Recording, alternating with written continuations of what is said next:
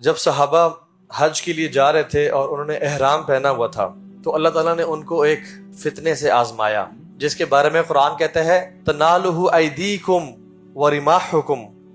ہم تمہیں صید سے آزمائیں گے، گیم اینیمل سے آزمائیں گے، جو زمینی جانور ہوتے ہیں ان سے آزمائیں گے، جن کے پاس تمہارے ہاتھ اور تمہارے سپیئرز، تمہارے نیزے ایزیلی پہنچ جاتے ہیں۔ اور ایسا ہوا کہ صحابہ احرام کی حالت میں تھے تو ایک ایسا موقع آیا کہ ہرن اور ایسے جانور جو بہت پریشیس تھے، اور صحابہ کی بھوک کا آپ کو اندازہ ہے اور غربت کا آپ کو اندازہ ہے، وہ اتنے قریب سے گزرنا شروع ہو گئے کہ اگر وہ ہاتھ آگے بڑھاتے تو وہ ان کو پکڑ لیتے، یا نیزہ مارتے تو ان کو وہ اتنا ایکسپینسو کھانا ان کو فوراً سے میسر ہو جاتا، لیکن وہ احرام کی حالت میں تھے۔ آگے اللہ تعالیٰ نے کہا کیوں ہم نے تمہارے ساتھ ایسا کیا، کیوں آزمایا؟ خود فرمایا لیعلم اللہ من یخافہ بالغیب، تاکہ اللہ جان لے کہ کون ہے تمہارے میں سے جو غیب میں اسے ڈرتا ہے، کہ جب گناہ آسان ہو، بالکل ریچ میں ہو، اور اس ٹائم تم گناہ سے بچو،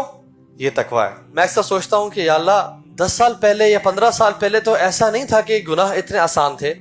کہ انسان اپنے جیب میں ہاتھ ڈالے اور دنیا کے تمام فتنے آپ کے سامنے ایکسپوزڈ ہوں۔ غیبت کرنے کے لیے بھی 2 لوگ چاہیے ہوتے تھے ایک زمانے میں، آپ اکیلے میں تو غیبت نہیں کرتے۔ اب آپ کو 2 لوگ نہیں چاہیے، اب آپ اپنے بیڈ روم میں اور اپنی کمفرٹ میں بیٹھے ہوئے ہیں، آپ نے جیب سے فون نکالا ہے اور کسی کو واٹس ایپ پہ میسج کیا فلاں فلاں کیسا ہے یا فلاں ایسا، غیبت ہو گئی۔ پہلے